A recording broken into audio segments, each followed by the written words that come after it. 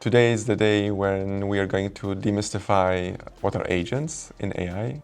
Some people tend to use it as a word that describes LLMs as well, but I think it's time to put the perspective and the right naming conventions in place. So I was thinking I will give you a brief walkthrough that describes the entire process, what from LLM, even starts before that with tokenization, and then gently introduces the concepts of AI agents for a simple chat tool that is interacting with the data. It's a very hands-on exercise, and I think it's going to give you a good understanding of how this process actually works. First, maybe some starters, something that gives you an idea of where we are. What is an LLM actually? It's nothing more than a fancy prediction function that takes some input. Input can be words or maybe images if it's a multimodal agent or model, and takes that input, processes through, let's call it a function, and produces output. The output is non-deterministic. It's a statistical probability function that's applied and produces output. But it's just a fancy function. People tend to assume that it's something magical, that there's an intelligence hidden behind it. It's not, and I want to show it today to you. LLMs work with tokens. I think the term you've already heard. Tokens are, well, you can say kind of words. Not exactly, I'll show you in a second, but think of token as number of words a model can ingest and store in its memory. So when we are talking about computers and RAM, we have this notion of memory. For LLMs, the memory is depicted using tokens. Tokens are based on common language words. So there is a good chance that a word can be a token. For example, a fox will probably be also depicted by a token fox. But for more complex examples, more complex words, this can be broken down into small tokens. There's a rough assumption that if you have a large text, 3/4 of a word is a token. Let me show you this on a very brief example. What you can see on my screen right now is a platform called Tokenizer from OpenAI. It allows you to understand how words are converted to tokens. Let me start with this famous sentence, the quick brown fox. You can see that each word is a token of its own, which means that a model that we are using here, GPT-5X, has been trained on in such a manner that each word that we have written here is known in its dictionary as token. Now, if I wrote here hyperbaric chamber for the divers among you, you will see that the word hyperbaric is rather uncommon, and the model was not trained using that word, or it's not in its dictionary. So it's broken into smaller tokens. Hyper is one token, bar is another, and then IC becomes the third token of this word. Why this matters? Knowing this allows you to design more token-aware and token-efficient interactions with models.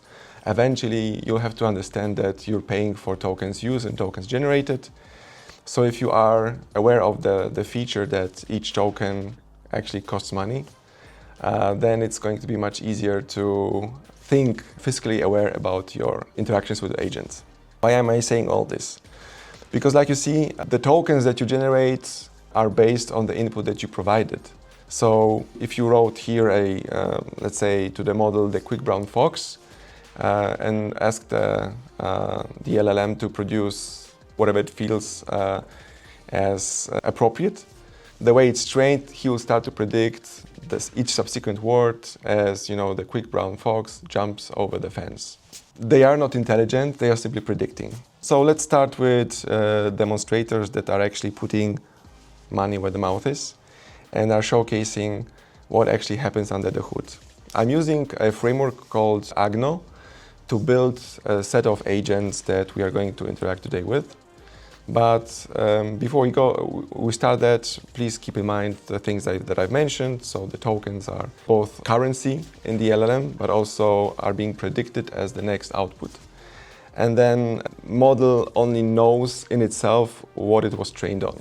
So notion of now, notion of current news are not known to the model. So in order to make it more aware of reality, we need to build tools around that model. Let's start. We will execute our first lesson, UV run lesson 1 basic. Now, I've built a very simple set of agents. Each subsequent one has more features. The first one is very dumb. It's basically a wrapper around an LLM. We are using OpenAI as our LLM, where we can simply interact in a chat-like manner with the agent. Let's start with saying, hi. You'll see that the model will predict a response. It's a statistical prediction. Here you can see it's basically, hello, how can I assist you today? Okay, well, my name is Krzysztof. He has gotten another request from me and replies to it. So he got something from me, takes this in, and produces output. But what happens if I ask right now the model, well, what's my name? The model doesn't know. I'm sorry, but I don't have the access to personal information about you, including your name. Well, I just said what's my name, right? So why is the model not responding? Because the model doesn't know that. In this very simple interaction that I have built here, each user prompt is isolated. There is no context, there is no notion of previous messages that I've sent.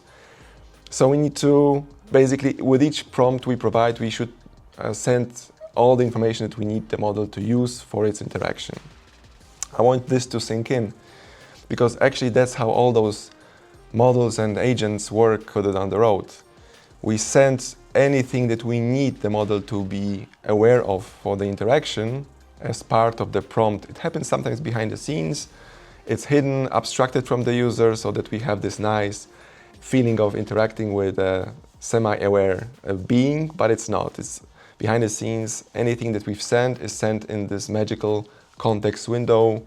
So if you've heard something like a model has a memory of 200,000 tokens, that means that that's how many tokens can be stored in memory for the model to basically keep track of the interaction and what we've done so far.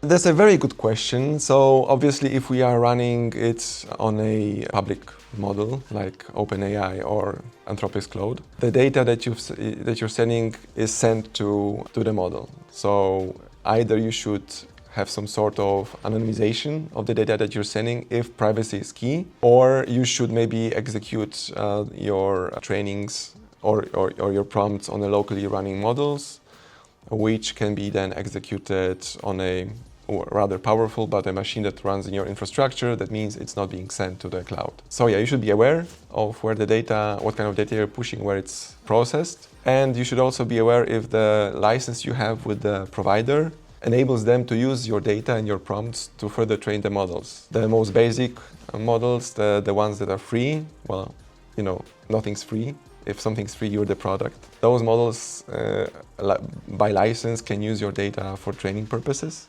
So whatever you send, PDF, prompt, images can be used by providers. More corporate licenses, the so-called enterprise licenses, they have disclosed that the data will be not used by the organization to train the model. So you have some sort of clarity in terms of, okay, it's not being further processed and used in the model, so you will not find the data in the new iteration of the model.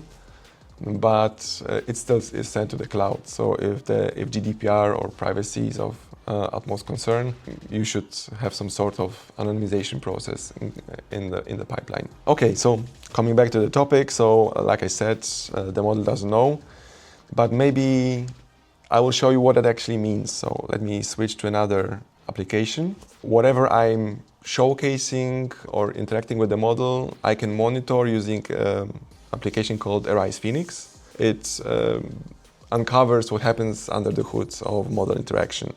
So let me refresh it, and you'll see that we have our lesson basic process already here, and we can see what was happening when I was interacting with the agent.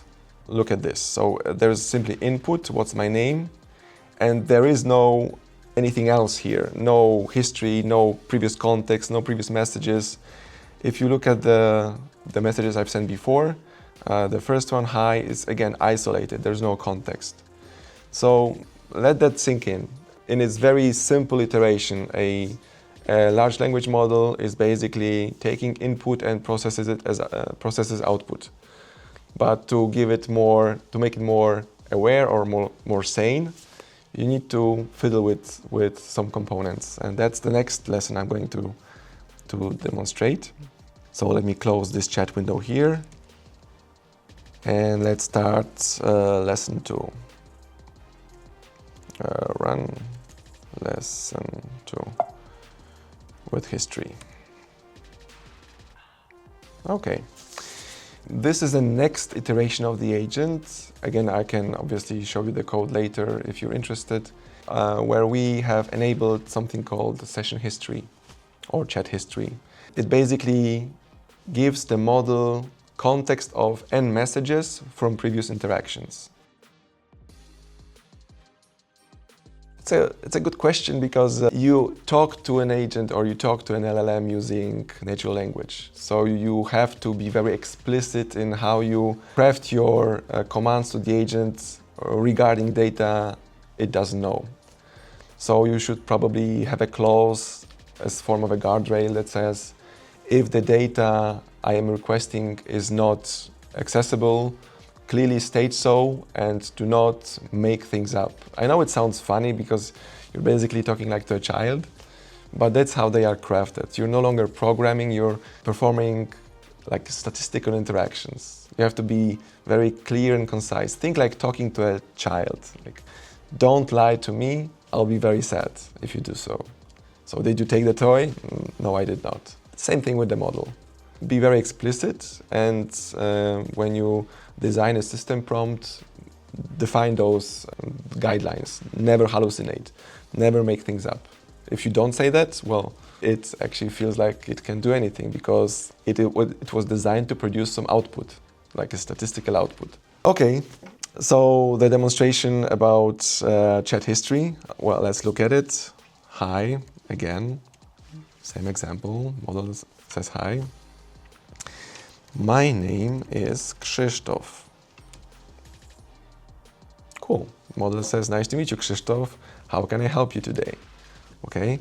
What's my name? Well, in this case, model already knows your name is Krzysztof. Why? Why is that? So let's again look under the hood, switching to Phoenix again. We have a new project called Listen to History, where we can again trace back all our interactions, the lowest one being the oldest and the one that's closer to the top being the newest. So I'll just open the newest one, and you will see that when I open the details of that interaction stream, there's a set of messages that's already attached to the context. It's kind of boxed here in some cards for ease of reading, but consider this as basically entire history of the context window. There's a system prompt with instructions that we define when building an agent. And then there's a set of interactions we've had so far, user, assistant being the common term for the model prompt, and the user being obviously the common term for what we are submitting to the model. And you can see all those 3 previous messages attached. So there's already input. So in the context window, we have that information. Model has its own model as, baseline to produce output, but also has that context window being our previous interactions as something you can use for crafting response. However, and I can show it to you, if I close this session and I open it again, and ask the same question, what's my name? The model will respond, I'm sorry, but I don't know your name. Why is that? Because we're talking about a session history. Session being, the current discussion. Think of it as us sitting in a room, talking, then me leaving the room, coming back and not knowing who you are and what we've been talking about.